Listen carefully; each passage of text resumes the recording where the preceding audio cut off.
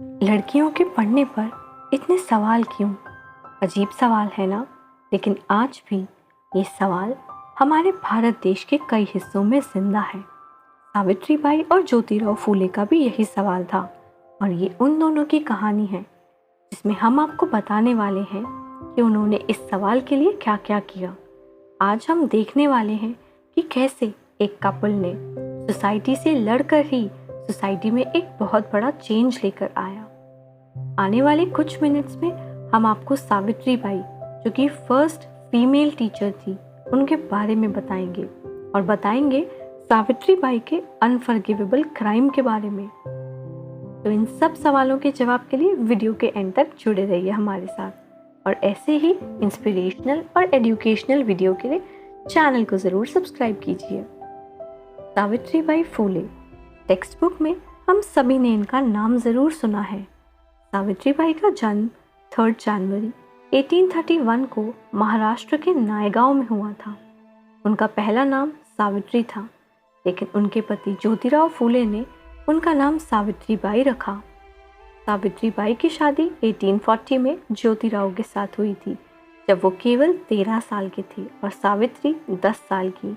Of course उस time में आम बात थी, लेकिन एक बात आम नहीं थी कि खुद ज्योतिराव ने सावित्री को लिखना और पढ़ना सिखाया।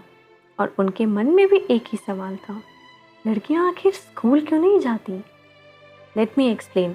उस समय स्कूलिंग केवल अपर क्लास मैन के लिए थी, यानी केवल लड़कों को पढ़ने का अधिकार था, वो भी अपर क्लास फैमिली के लड़कों को। और सावित्री तो लोअर क्लास की थी एंड ऑल्सो वो वुमन थी।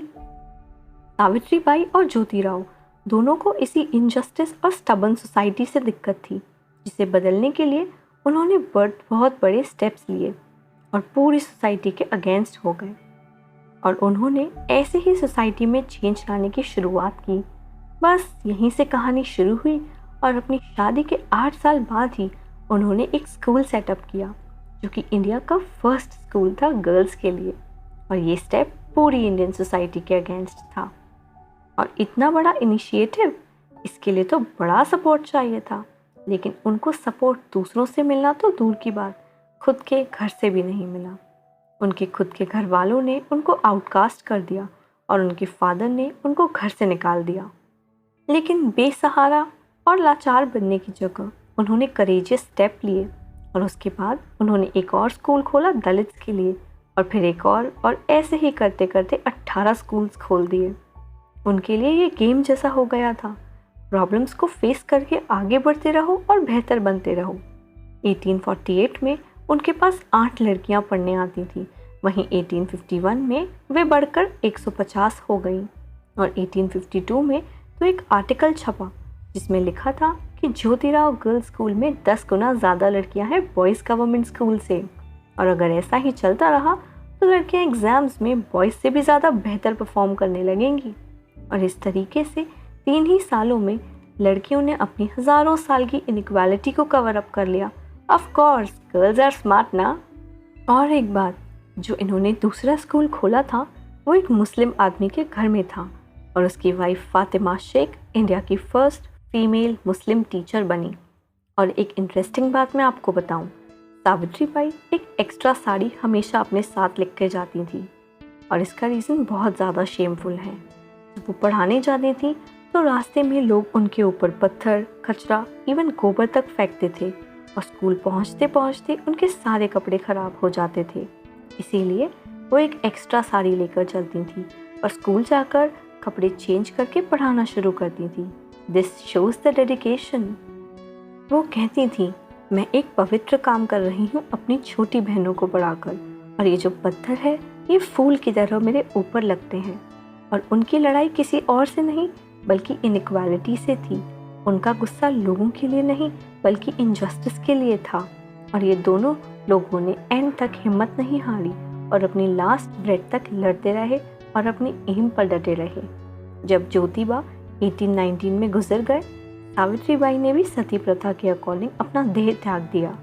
लेकिन उन दोनों की ये इंस्पिरेशनल स्टोरी हमेशा के लिए यहीं रह गई। आज उनके दुनिया से जाने के बाद हमारी टेक्स्ट बुक में उनके चैप्टर्स हैं, उनकी महानता की कहानियाँ हैं, उनके नाम की स्टैम्प्स और टिकट्स हैं, लेकिन जब तक वो जिंदा थे तब तक उन्होंने एक क्रिमिनल की ज़िंदगी बिताई है और उनका क्राइम मर्डर से भी घटिया था। इतना बड़ा था कि उनको माफ़ ही नहीं किया जा सकता था।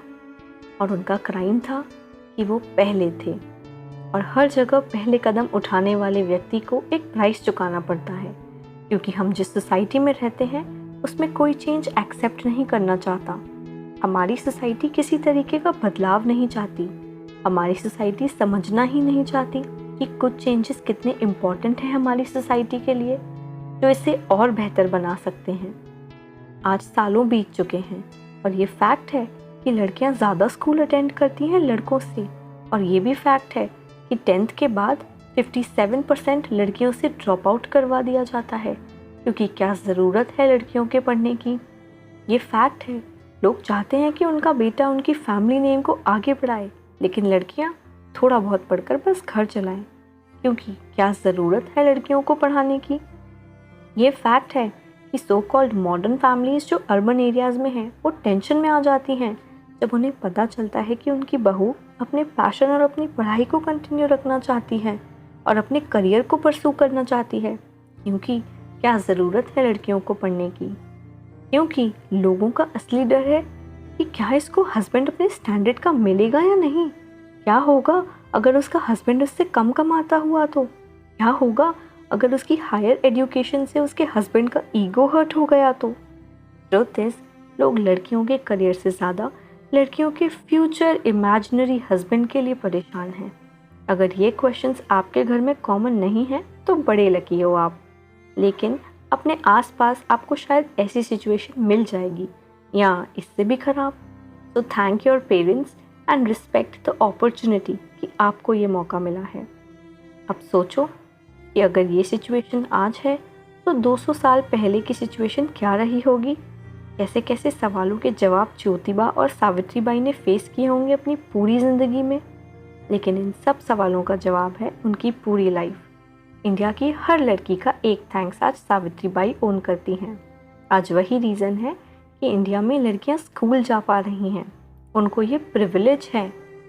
सावित्रीबाई एक कवि भी थीं और उनकी कविताओं में सामाजिक संदेश, महिलाओं की शक्ति का प्रचार और शिक्षा का महत्व होता था।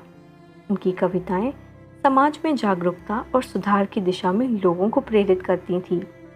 उनकी जीवन एक सुंदर उदाहरण है जिससे हमें ये शिक्षा मिलती है कि गरीबी, जाति और लिंग के भेदभाव से लड़कर समाज को सुधारने का उद्देश्य सबको साथ मिलकर पूरा करना चाहिए। उनकी कार्यों से हमें यह सीख मिलती है कि शिक्षा हर व्यक्ति का अधिकार है और उसको प्राप्त करने के लिए हमेशा संघर्ष करना चाहिए। उनके जीवन का ये संदेश हमेशा प्रेरणा का एक उदाहरण रहेगा। एंड अगर आपके आसपास भी कोई ऐसा है तो एटलीस्ट आप उनकी हेल्प करने का ज़रूर ट्राई करें, और जाने से पहले वीडियो को लाइक भी ज़रूर करें। और हाँ, नेक्स्ट वीडियो के लिए वो बेल आइकन प्रेस करके ज़रूर जाना। Thank you.